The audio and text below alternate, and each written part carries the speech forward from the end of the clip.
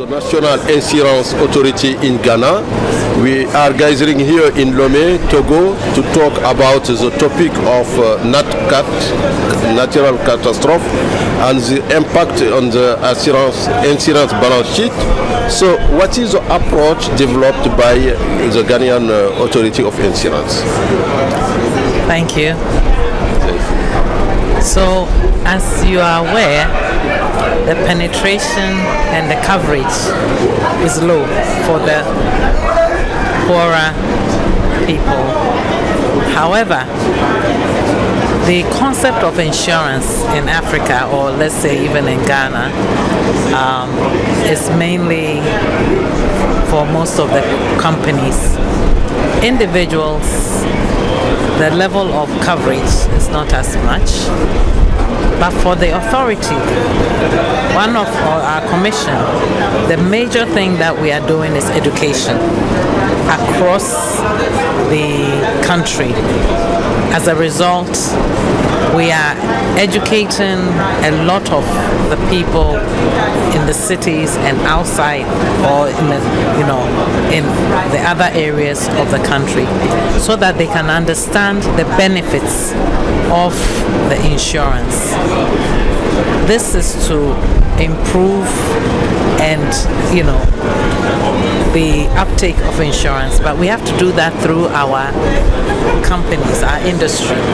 And so we have a very vibrant association for the industry who we are closely partnering to ensure that we get the message out there, and we support them to support the various companies.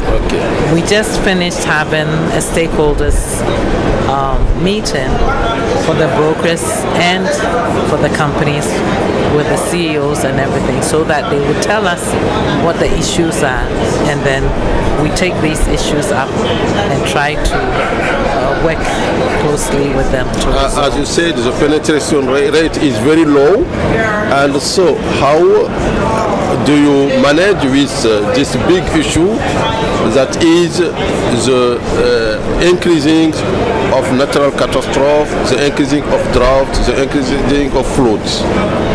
Well, just as we just discussed, these catastrophes are beyond the industry.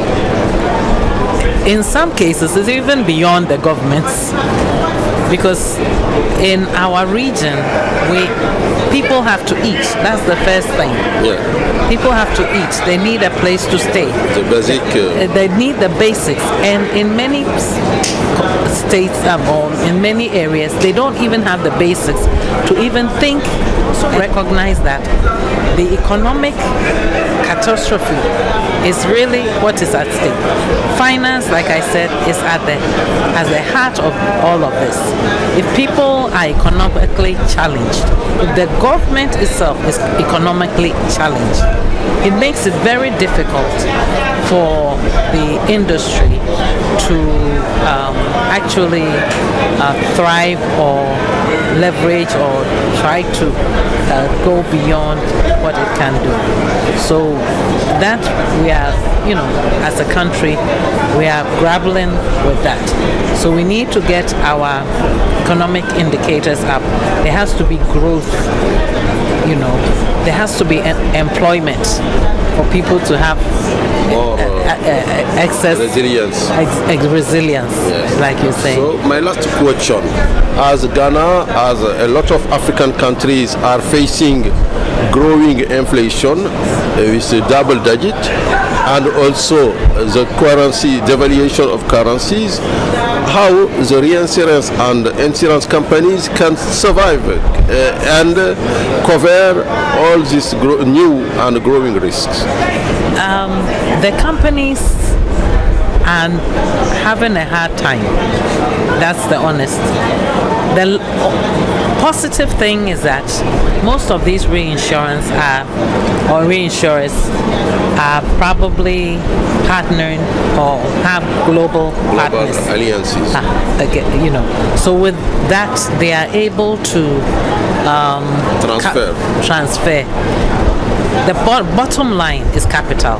Yes. I mean, we started off, we changed the capital regime to 50 million Ghana cedis. We had companies. How much in dollars? That is the thing. Every time. That's the minimum requirement. That's the minimum. That's the minimum. Okay. And any time inflation and devaluation, the value of that 50 million. Yes, it's a lot. Yeah. So consistently, we are having challenges in that space. Unfortunately, in Ghana, we had to look at the domestic debt, and the bonds that were purchased were extended to, I think, about 15 years.